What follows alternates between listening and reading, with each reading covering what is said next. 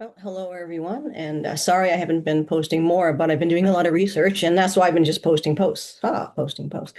So it looks like there's a lot of interesting, um, I don't know, weird things. There's a vibe in the air. A lot of folks have been talking about that. I don't operate on my own. I have my experiences and feelings and sensations, but then I bring in folks as well. People, be largely either texting or on Facebook Messenger. I don't have a lot of, I tried TikTok and I'm not into social media. I don't like social media. So, I mean, this is one. So I got dragged into social media kicking and screaming, but we do just maintain a Facebook and a lot of folks be writing in there. And we do a lot of discussions one-on-one. I think that's, as I had mentioned, how do you negotiate? It's almost like whack-a-mole, the psyops, because there's psyops upon psyops upon psyops, which have been going on for a very long time. And it's nearly impossible. I think the only way to really do it is to share experiences and get to know people. So, I'm not going to answer, please don't send me any more information from somebody you saw on YouTube. Unless you're best friends with that person, that's absolutely useless information. So I can't verify or not verify anything anyone is saying. So, what's super important, what I feel right now is super important is that people become leaders and not followers. So, honestly, if you come to me and you just tell me you're being a follower, I don't know what to tell you. Just you do your thing. I mean, there's nothing that's not of any use to me. And maybe not of any use to the Alliance. So I'll explain who the Alliance is, and I don't mean the white hats and all that shit. I mean, although there may be parts of that in there, I don't. Anyway, so um, yeah, so Eka and we've been running a lot of this information by each other, and I've always been interested in the old time contactees. So it would be very difficult back in those days, 50s, 60s, to fake stuff, although some did, and some of the fakes were actually government fakes, but a lot of their images and videos have been verified by professionals. So that's what you have to do. Don't run around asking people if this video is real, this photo is real. You got to have it analyzed by a professional. There's absolutely no good to anyone to have a bunch of people sit around and yup. Doesn't, you got to have it professionally analyzed. Okay. We all need, I'm actually getting back into, and it's kind of exciting, research mode as an academic, a lifelong academic, all I've ever done. So, there's evidence and there's nothing. There's nothing in between. So real evidence is hard, real evidence. We're very limited when it comes to that. The only really hard evidence we have are videos of craft, verified videos of craft. So that's where we stand. We have to work with what we got. And it's complicated, and it's kind of like, it reminds me of those people who know how to skate on actual rivers or streams, how they can read the ice, where they know the ice is thin and where the ice is thick. That's basically, it's just feeling your way through this. So Gabriel Green, again, most of these contacts are now deceased, but Gabriel Green, I knew Frank knew him because I remember his stories, and I said, Frank, did you know Gabriel Green? He said, oh yeah, very well. I said, excellent. Okay, so Bob Renaud, the Korendian contactee here in Massachusetts. He was a ham radio operator back in the 60s, 70s, 80s. He just recently passed away in 2022, interestingly. But Bob Renaud was in contact with the Korendi, and they explained this all to him, and I'm going to put a link to all of his work. The original website was taken down, but there's an archive that was pulled up, thank God. Right. So we have access to all of his material. So Bob Renaud, when he was, I think in his early 20s, he was operating this ham radio out there in the Berkshires, and they were able to piggyback onto the transmission and reach him. And they explained to him how it worked. And he was also a physical contactee. So the Korendi, because of the gravity, it's like 3 times the gravity of Earth. They can't actually stay here, walk amongst us without a lot of acclimatization. So normally what they'll do is jump into a Terran clone. Many of the ETs that are here are in cloned bodies. And in fact, that's you. So you're in a biological clone. This is what people have to understand. There's no us and them. Anyone who talks about Earth as a unique thing, and everything's unique, obviously, but Earth is not unique. Earth, you are floating right now. Oh, I'm in space. Yeah, you're in space right now. We're all in space right now. Every planet is in space. So you are in this quadrant, in this sector of the galaxy. Earth is just another planet in this sector of a galaxy. And there's unbelievable amounts of life here. So you're not unique. And it's time for people to stop thinking like a 3-year-old where the world revolves around them. It doesn't. So Earth is one of, was, depending how much they've cleared right now, I'm not sure, but was one of 17 planets that were taken over by what we call the ICC, the Intergalactic, corporate conglomerate. This is the stuff that the SSP people talk about. Now, the ETs call it the Syndicate. It's basically the same thing. And I'll explain a little bit about that. But a lot of this stuff is hitting, is to me, is locking pieces into place. So we've been asking these questions. Why is this? Why is that? Why is this? There's no answer. None of this makes sense. This all makes sense now.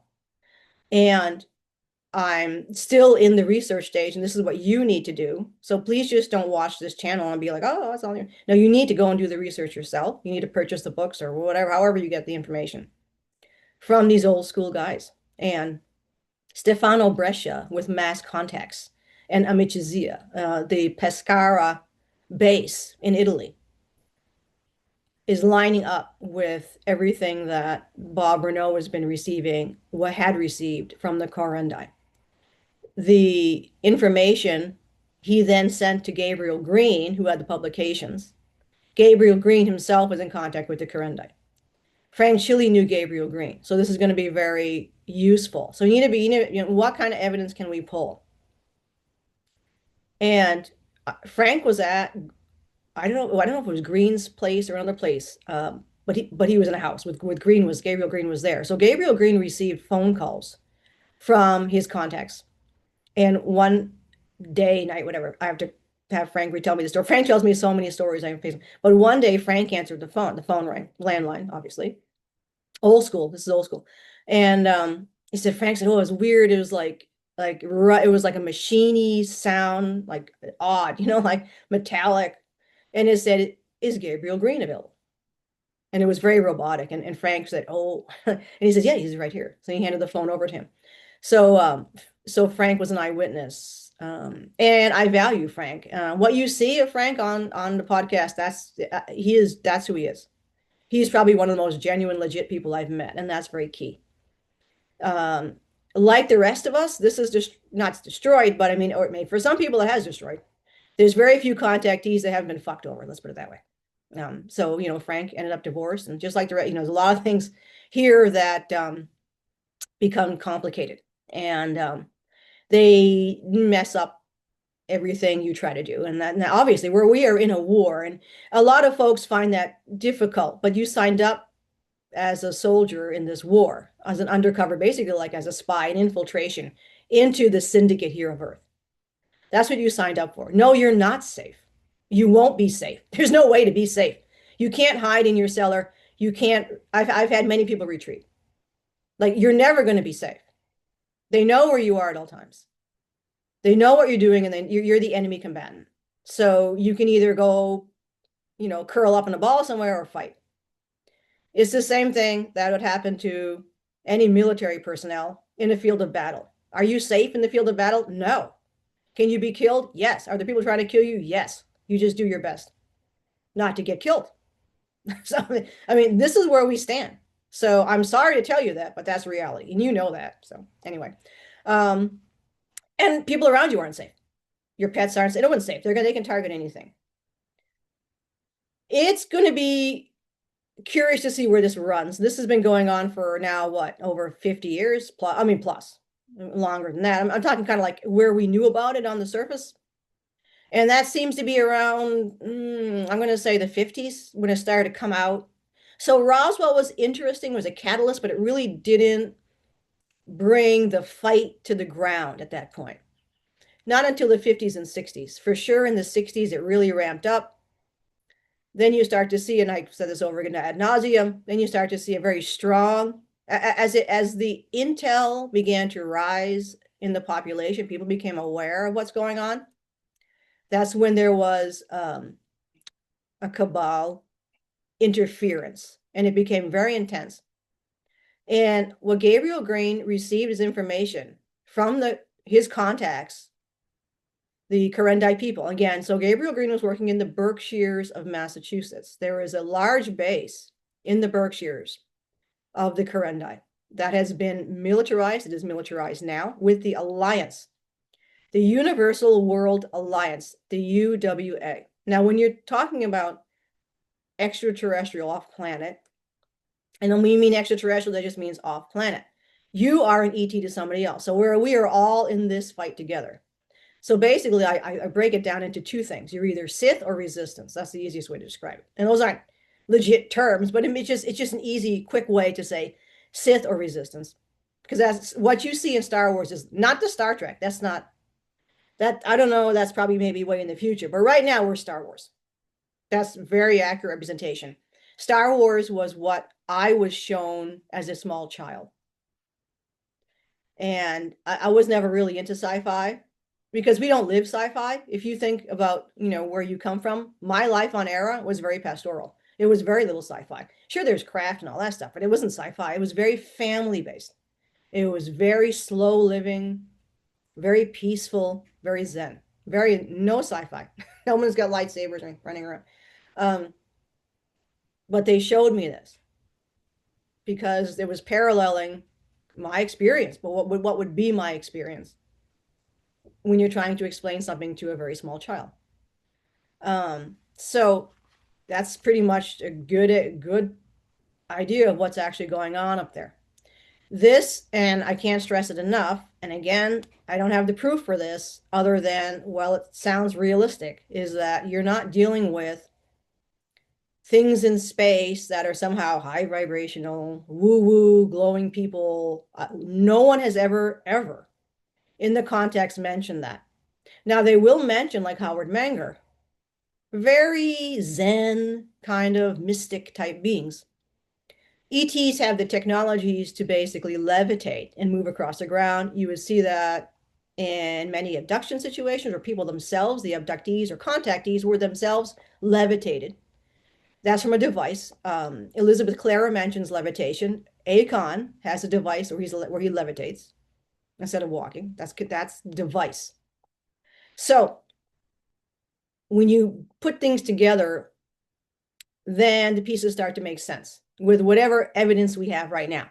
The government is not rolling out the craft they own.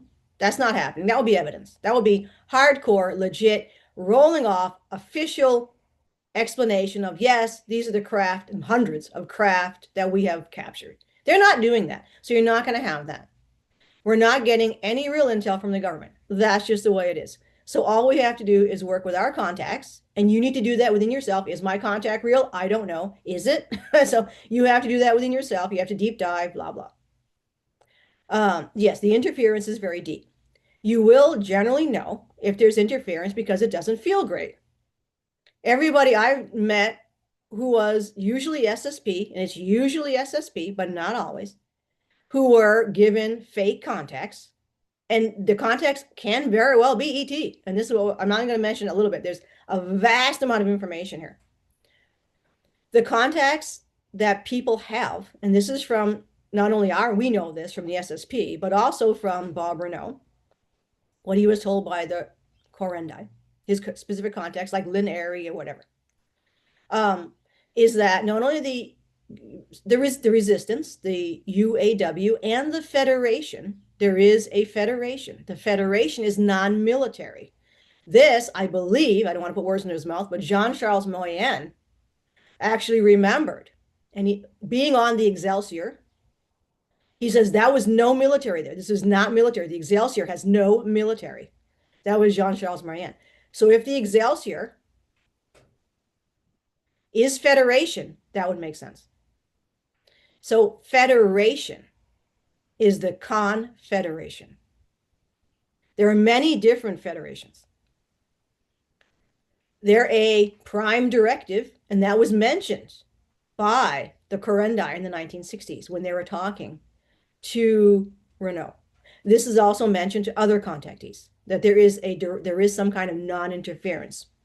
Albert Coe heard about this, about a non-interference. The one of the few times I've seen it listed as the prime directive was with Renaud, and it was brought to him by the Korendi. So the Federation, which is what they call themselves, the Federation, well, in English, I mean, obviously, what they call themselves, the Confederation of Worlds, so the CFW, if you wanted to use the terms, is non-interference. They're a major part of this problem, which we already knew what the hell was going on there.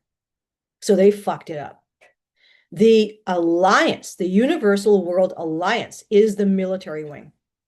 It's the Universal World Alliance that militarized the bases for the Korendi and other bases here for the resistance on the planet Earth.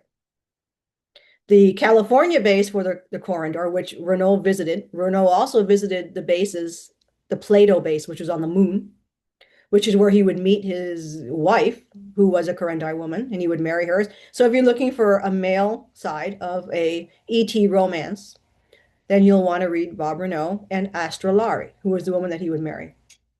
Similar to what you saw with Elizabeth Clare. So for those who like that kind of thing, it's quite lovely, actually. Anyway, the Universal Alliance, I have because I don't think, I wanted to miss it, I have to have my notes, because I don't think literally, I just telepathe everything, lump everything. So one of his contacts, Korendi contact, Lynn Airy, explained to Bob Renaud about this Universal World Alliance. We're just going to call it the Alliance at this point. Like I say, I don't know. I've not heard of any connections between the Alliance, and then this is from the 1960s, and the latest transcripts that we have, or transmissions, are into the 1980s. So Renaud stepped back because Renaud was vilified, which is kind of a great thing, by many when he was bringing this forward. So he really seemed to have only worked with Gabriel Green. There's not a lot of information on Gabriel Green or Renaud, which is great, because that's legit. Same thing, I think, with Stefano Brescia. Not a lot, which now this stuff is going to be really interesting.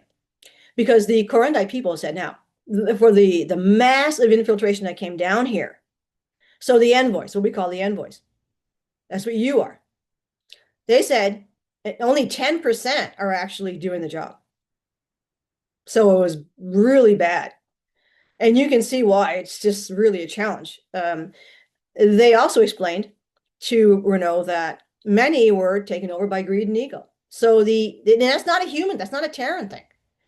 What you're seeing happening here is greed and ego from humanoids, largely humanoids, upstairs. And the bad guys from Sirius 3, which is Sirius, likely Sirius C. They call themselves the Omegan, but they're not actually, that's not just a word that they use. These are the Syndicate. These are the founders of the Syndicate. They're a kind of rogue pirateer group, very, very powerful, and they have their own alliance of regressives that you're familiar with. So these are from, likely, as I said, Sirius C. The Dogon people. So you really don't want to get your space info from NASA, or I'm saying. Yo, this is for entertainment purposes only, of course. The Dogon people mention that there are other stars in the Sirius system. They were told this by the Nomo when they were visited by the Nomo. So there was no way for the Dogon people, who had zero technology, to be able to see some of these extra stars. They have actually documented extra stars in the mainstream space stuff. So there is extra stars. One is around Sirius A. This may likely be the Sirius 3 or Sirius C star system that the Omegan, the Syndicate, originated from. They're still there. This is interesting because when we first reconnected to Will, which is Linda's wife. So Will is his Earth name. His real name is Tiridian. But he doesn't like to go by that name because that would be really weird to walk around with that. So he likes Will. He was in grave danger when I first connected to him.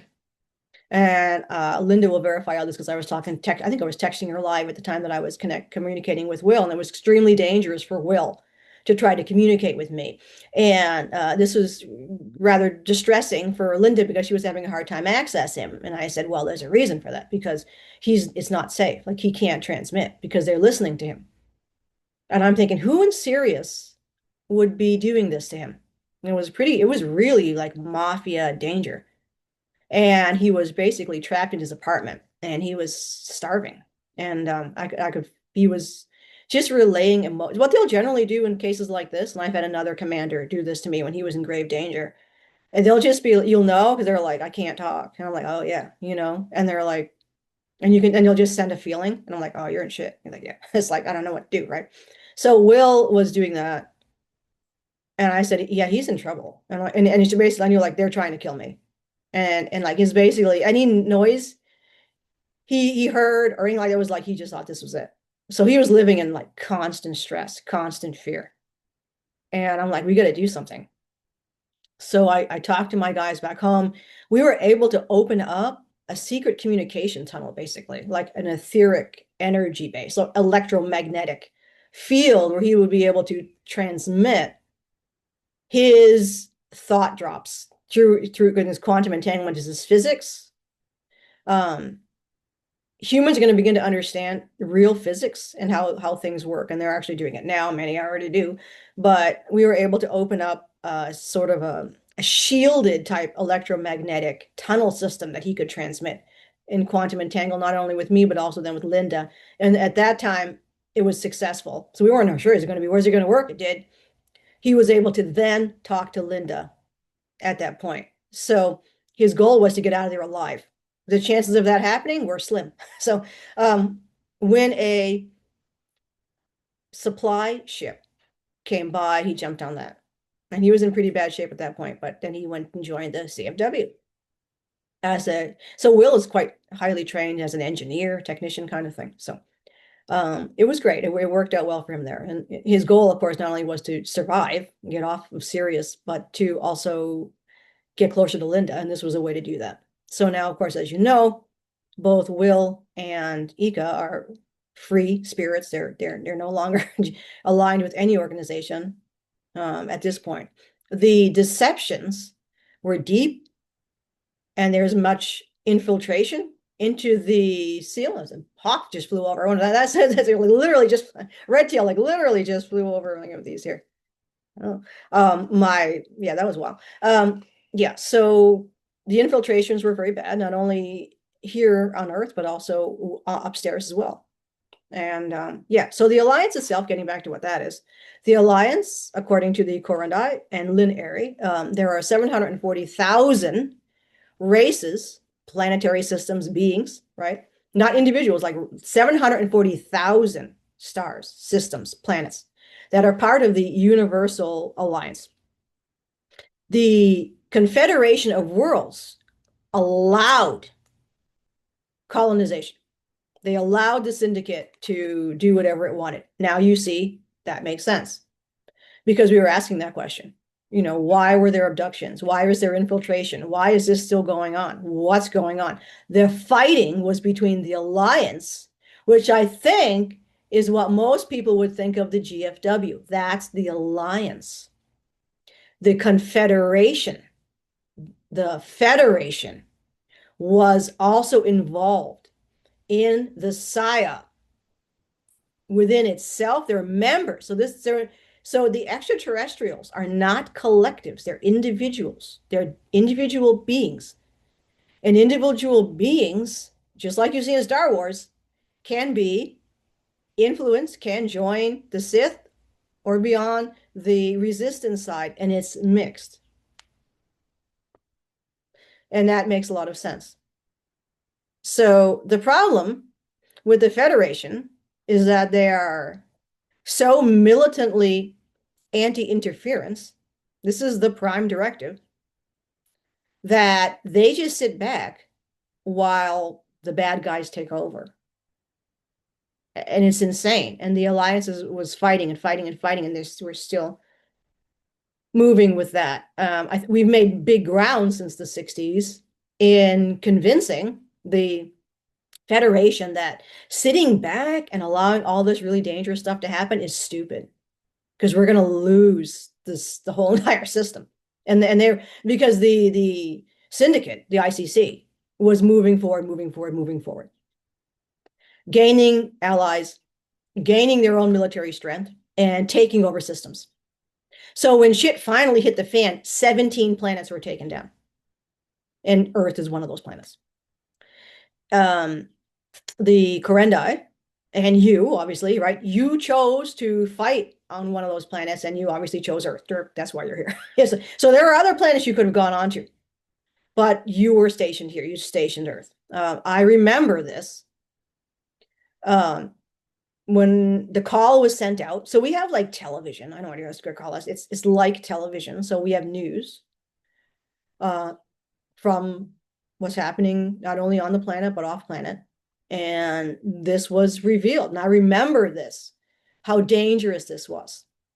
And I told Ika, and I said, we need to do something. We need to do this.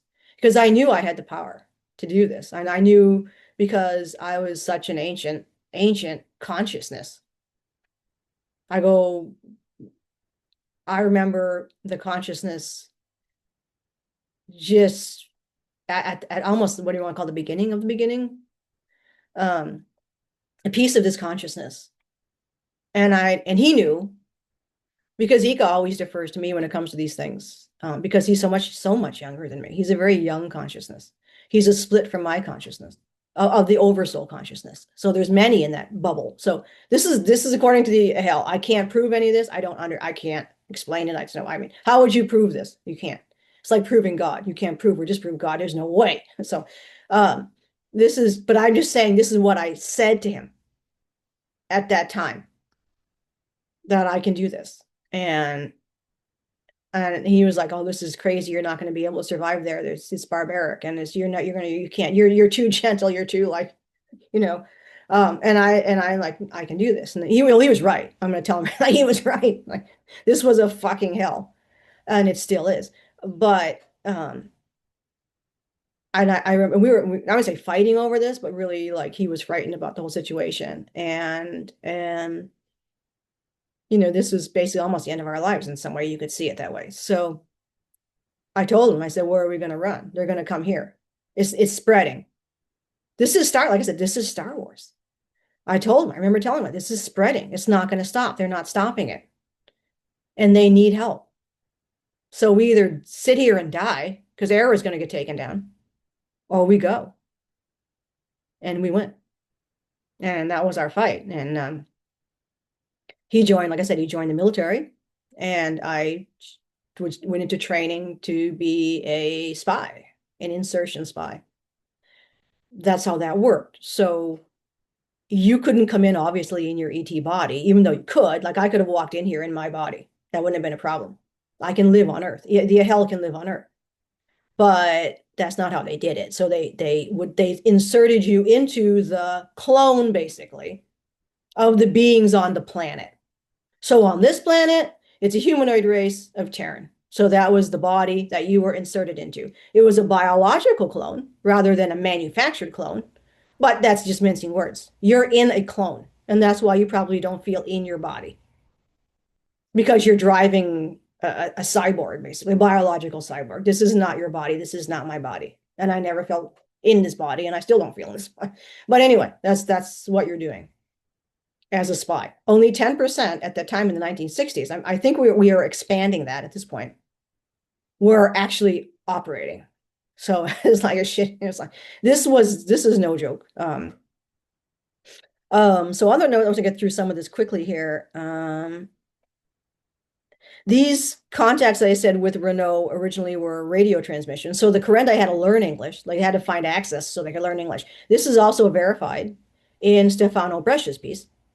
So, and also in Menger, where because the operations were then in full swing, each of these planetary systems, the Alliance had to learn the languages that were there. So that's usually not too hard on most systems because it's one language. But on Earth, they fractured it into many languages. So it was like, holy shit, right? So they had to learn a lot of languages. Interestingly, in Stefano Brescia's Mass Contact, they explain some of the confusion. So the UMO, if you speak Spanish, definitely go on YouTube and check out all the stuff from Spain. So don't just watch the English stuff. You can do English subtitles a lot of times. The European contacts are extremely significant in here because the UMO were the ones that were working in Europe, Germany, Italy, and Spain. So the UMO learned Spanish, and they didn't realize Italian was different. And this is mentioned in Stefano Brescia. So they were sending letters to people. Now, please don't assume that people who are supposedly, allegedly receiving emails from extraterrestrials, none of these people have proved this. And I mean, you need to step forward with the evidence. Where is it? I'm not saying they're not doing it. I'm just saying there's zero evidence. If you're getting emails from extraterrestrials, you need to prove it. You need to show the emails. Why aren't you doing that? So that's suspect in my opinion. But they were sending letters to people in the 50s in Spanish. Stefano Brescia received one of these letters, and it was in Spanish. And he was like, this is strange. Most people threw them out because who would believe that? It's another thing to think about. If you received a text today from an extraterrestrial, would you believe that's legit? Probably not, right? This is a spam. Secondly, who is the extraterrestrial? How do you know they're alliance and not syndicate? That's going to be something the Federation, as well as the syndicate, were inserting spies, false operatives. So you can be in contact with an extraterrestrial, legit. That extraterrestrial is not who they say they are. They're extraterrestrial, but they're not Fred. Right? So this is another thing they were doing. And in the SSP, a lot of people had that experience. So it's very important to tell the difference. This is where you have to go within yourself and realize, okay, are my contacts, some of your contacts may be alliance, the real deal. Some of your contacts could be fakes. And it's likely it'll be mixed. Something to keep in mind. And then the Federation were doing the fakes as well. I haven't found out yet why, and that's going to be interesting. Why were some of the dream interference? Why were the false contacts? Like I said, they're still ET. And other things instigated by the Federation, as well as, of course, the Syndicate, the Cabal. So the Cabal is part of the Syndicate. So this is what the Korendi called somnivision. And they also use somnivision. So the good guys use somnivision and the bad guys use somnivision. This is an extraterrestrial, because you are extraterrestrial. People have to understand this. You're not, I don't understand this thinking that a lot of people have, that they're on Earth and somehow that's like separate. You're not separate. You're on a planet in the sun system, in this quadrant. You're the last planet in this arena that is under syndicate control. So you're an extraterrestrial in an extraterrestrial war, and it's extremely dangerous. And are things amping up? I don't know. I had a massive UFO fly over last night, and I got some video I'm posting here and there because there's so many ships. I had to stop videotaping. It must have been at least 7 ships. It was like one after the other, all over the place. I've had people talking to me. My neighbor's seen them. A friend of mine, and a few towns down, got a massive ship sighting as well. So they're flying, and so stuff's amping.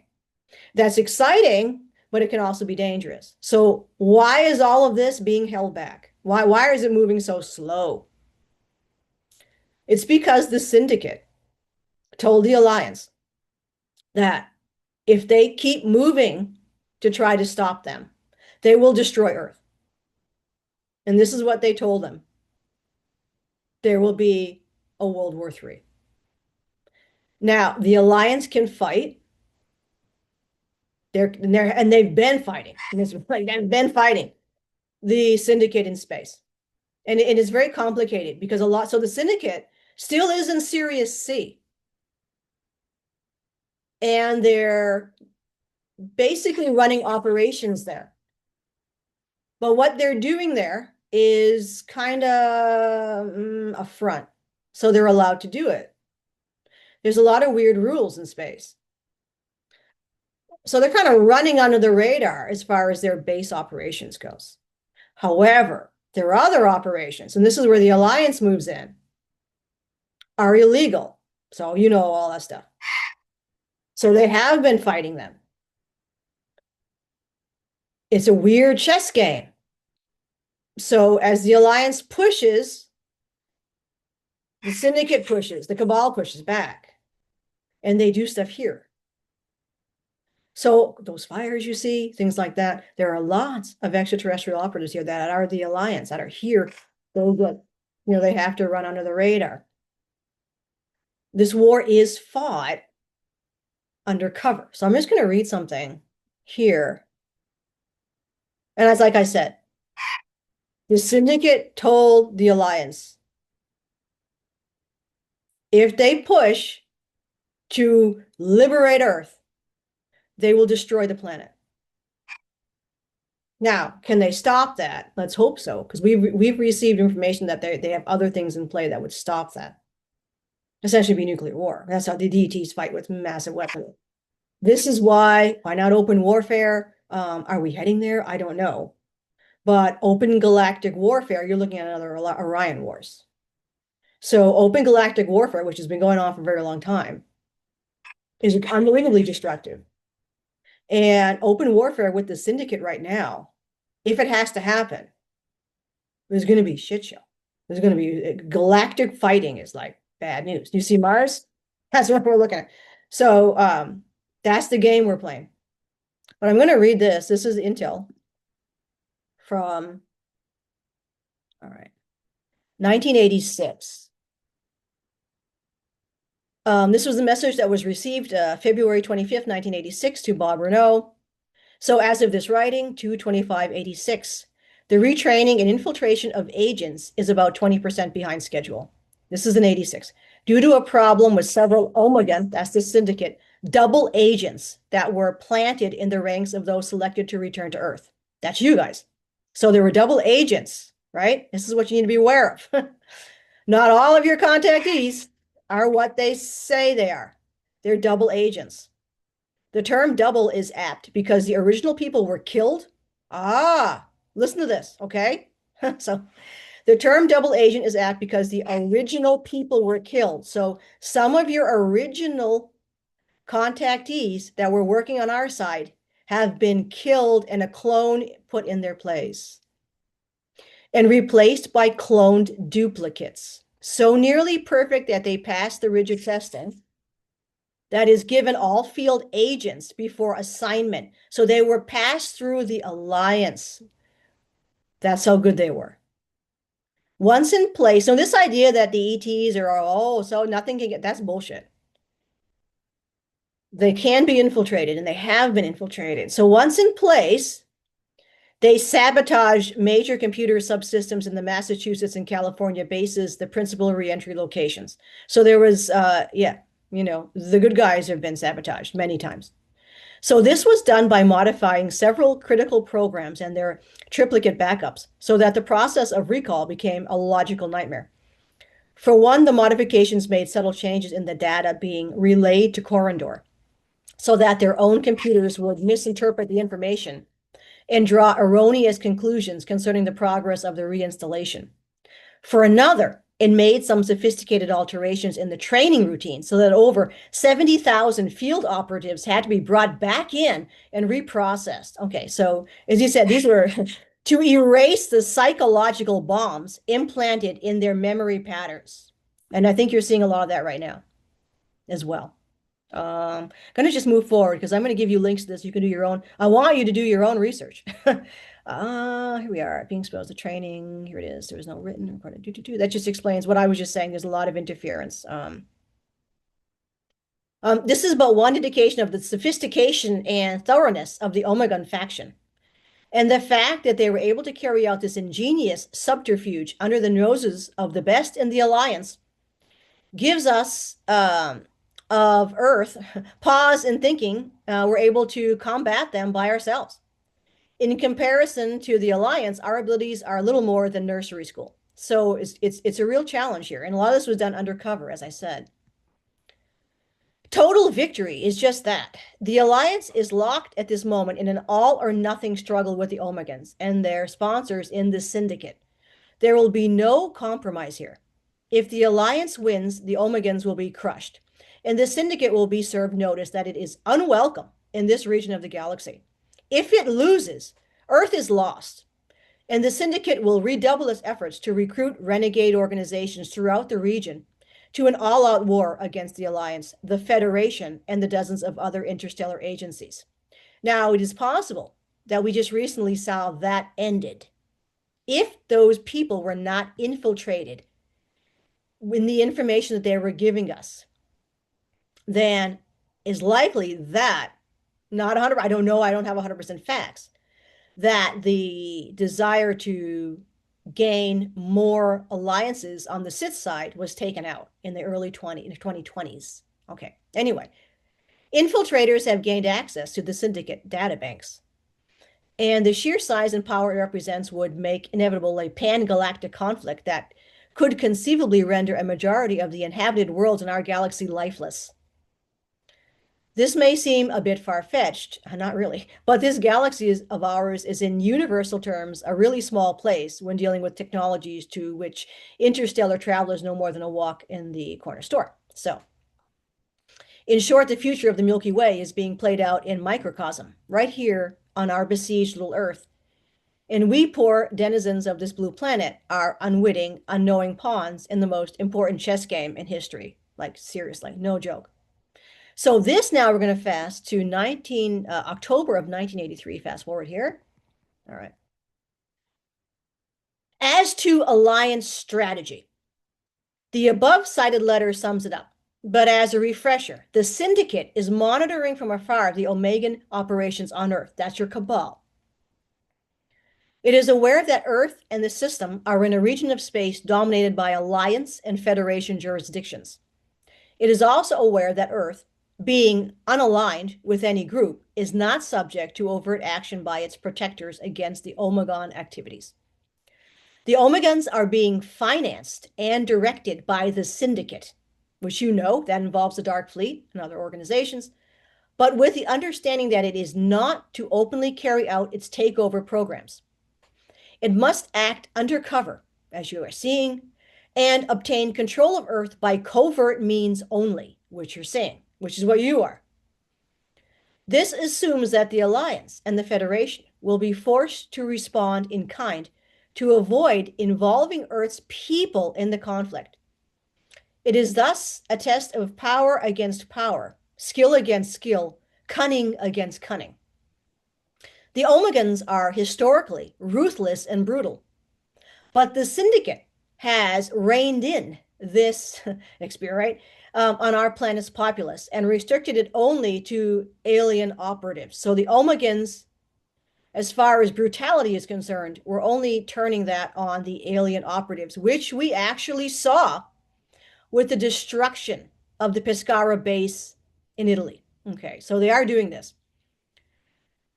Fettered this way, the Omegans are, so to speak, champing at the bit. And when they have an opportunity to vent their frustrations against an Alliance or Federation agent, their viciousness is amplified a thousandfold. And that is what you saw against yourself, okay? So you, as an envoy, are open season. They have devised torture so exquisitely agonizing that the infamous Dr. Mengele might seem like no more than a cruel little boy pulling the wings off of flies. And you know this yourself. Many ETs were tortured. Occasionally, they'll send one of their victims back to the Alliance, barely alive, savagely violated, and driven utterly mad by the pain. Apparently, this is the Omegan version of nose-thumbing. In these instances, it is only the Alliance's sense of duty and commitment to the ideals that saves the Omegans from an awesomely vindictive retaliation. And that explains a lot here. And this was from his contact. I'm going to stop at this because there's a lot of intel, and I want to break it into sections. So that explains a lot. So the Omegans were sort of allowed, they said, as long as you don't fuck around the Earth people so much themselves, right? Now, we'll talk about what happened to the Earth people, because well, the Earth people were pretty fucked over, yes, but I'm going to explain that in another video. So the Omegans, or here on Earth, are basically, we're kind of given a free range to attack operatives, you, me, right? And that's why we were brought into the MK Ultra and SSP and MyLab programs and tortured. And that's why when they catch ET, they're tortured badly. And then they're sort of returned. Those who are still alive, are very sad situations here. So you saw that with the destruction of the Pescara base. So people ask, why was the MK Ultra programs allowed? That's your answer.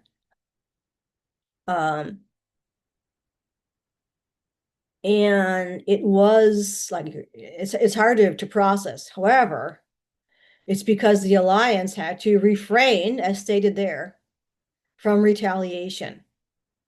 So open warfare on the planet would have destroyed this planet, or destroyed large sections of this planet.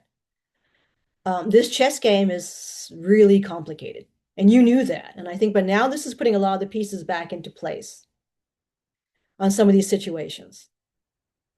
And I'm going to leave it at this segment, and we'll address this again in consecutive videos concerning this. I do want folks, I'm going to set the link down below to Bob Renaud's transmissions from the Korendi people. I've been visited by the Korendi. I suspect a lot of the craft overhead are Korendi, coming from their base here in Massachusetts. So they're our allies for sure. They're not going to be in their Korendi body. They're going to be in a Terran body if you see them. And it's likely that if you're in this area or in California, many of the operatives are going to be Korendi, but they'll be in a Terran body. Okay. I've seen that here where I felt extraterrestrial vibe in a person, and they'll look at you, they're undercover, so it scares them. So and some people may have noticed this themselves, when they meet someone who's intriguing and sends off a unique signature, that person is then kind of like a little nervous because they're undercover and no one wants to be tortured. So, yeah. And a lot of you were tortured. I was tortured, and it leaves a mark. Ika was tortured. And we're digging through some stuff there. I don't want him to have a breakdown. It's been a lot from what he's been through. Was he used as a double agent? Definitely, I know 100% that, and I have no proof for anybody, but I know in myself, Ika is the man I married, the man that came from Era. He's the real guy. And he's been through hell like all of us. And like the Alliance in this war of many psyops. And they make a good point there that a lot of our operatives who were giving information could have been taken down, killed, and have the clone replace them. And I know some people have been talking about that. And that's just possibly. So you have someone who was actually giving legitimate information for quite some time. Obviously, the bad guys got sick of that, and they interfered and took that person down. And that person probably gave warnings, actually, that they were going to be taken down, that they were in danger, and they were taken down. And a clone replaced them. That looks similar, but not exactly. And there's something off. If you meet these person, that's why it's so important that you meet people individually, talk to them face to face. Because there were people who met this person and they're like, that's not the same person. There's something wrong there. They seem very strange. That's why it's so important that we are in contact with each other and that we're not separating ourselves out. This is so dangerous about any celebrity people who are hiding. What are they hiding? You cannot hide. You cannot hide from. I just kind of skirt the knife's edge here from what I can transmit. And I have protection. Obviously, I'd be dead. And I've asked that. Why am I not dead? Somebody's protecting me. And somebody's protecting you. We've had some of our people taken down. Not the people themselves, but their stuff taken down. It's happening right now. I suspect a big push. So whenever the Alliance pushes, the Syndicate pushes. They push back. And the Syndicate is holding over the Alliance's head. If you guys push too far, we're going to damage this planet. And they've done that. So it's a little bit by little bit. We'll see what's happening as far as that's concerned. Their last card is World War III and destruction of this planet. So the Alliance can try to stop that, and it would be an open war, which would be like the Orion Wars, which you know about the Orion Wars and the Lyran Wars. They're ugly. ET Wars suck. So that's why everybody's kind of pulling back. I suspect because a lot of people have been receiving interesting intel, like it's all code. They can't give you intel. It's heard by the Syndicate. So anyone who tells you they're getting inside information, ooh, this is so secret, no one can hear that, that's bullshit. They're not, if they are doing that, they're stepping forward, use your common sense, that's Omegan. That's Syndicate. Because the Alliance is not allowed to step forward with operations and to give you intel to what's going down. That's stupid. How that would be really dumb. But they're giving it to us in code. And they're giving it to us in little hints. Through song, things like that. That's where you're getting your intel. Through feeling, through like, this might be this. Because all of our cards we have to keep hidden. That's just word. That doesn't make, like, I can't understand people believing this shit. It's like, do you really think in the middle of a galactic war that someone is going to step forward as a spy and spill the beans? No. No one is stepping forward as an Alliance spy and is still alive and giving you insider intel. No way. No, I mean, that's just, and I'm not telling people how to think, but I have to ask some of those people, how do you dress yourself if you're that gullible? We are in a war here, a galactic war with extremely dangerous and powerful faction that has full access to what you know they have access to. There is no way someone is going to like hide their identity. And you know who some of these people are. There's many people out there that are doing this or stepping forward as ex-CIA or all kinds of shit like that. No. And I'm just going to say it out right here. And you can believe it or not. They're not Alliance. They're either a clone, an Omegan operative, or they're being mind controlled. And that's my opinion for entertainment purposes only. Just think. That's what I said. Read this stuff.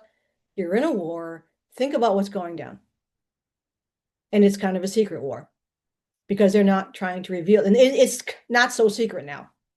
So we're at a new stage from the 1980s. And it'd be interesting to hear what Bob Renaud was getting before he passed away in 2022. Well, I think he moved out. He didn't pass away and he's passing away. A lot of these people like yourself, right? You're going to go, he's married to Astra Laurie and he's been to Corendor. There's pictures of Corendor. Frank Chile saw these photos from Corendor. They're in private collection and we've been trying to trace them. So there's literally, so these pictures exist.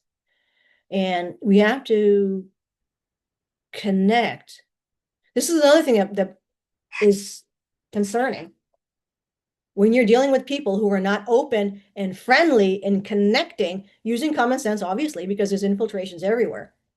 But people who are untouchable, who are celebrity, who don't talk to regular people. And the only way you can talk to them is to pay them for a reading or some kind of thing, or a service or whatever. That's a red flag. If they're not engaging in open roundtable discussions with regular people, and I understand time's a problem, but they should set aside time. Like for me, it's not. I talk to people all the time. But they should set aside roundtable discussions with not controlled discussions, but roundtable discussions with regular people from different arenas to come forward and have a discussion with that person. They never do that. So anyway, that's my opinion, entertainment purposes only. You do your thing.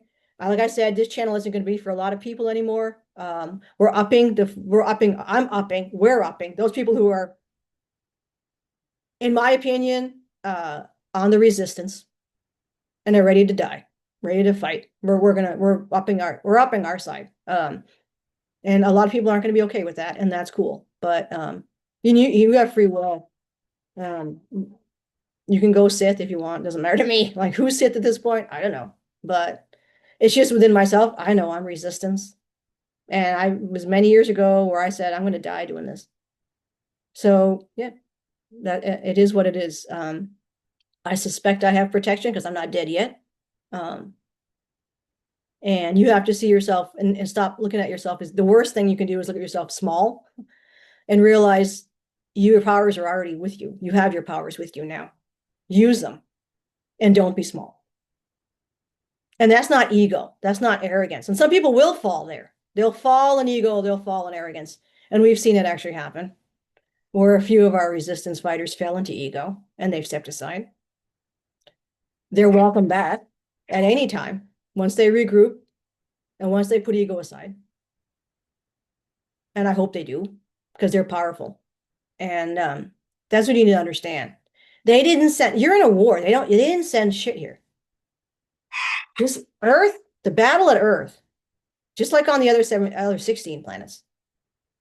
This is a battle for the salvation of many galaxies. This is Star Wars. This is no joke. So they didn't send shit here. They sent, that's like I said, it's not ego. They sent the cream of the crop here. Because if you're going to win a war, you send your best fighters. So I'll leave it with that. And see you upstairs.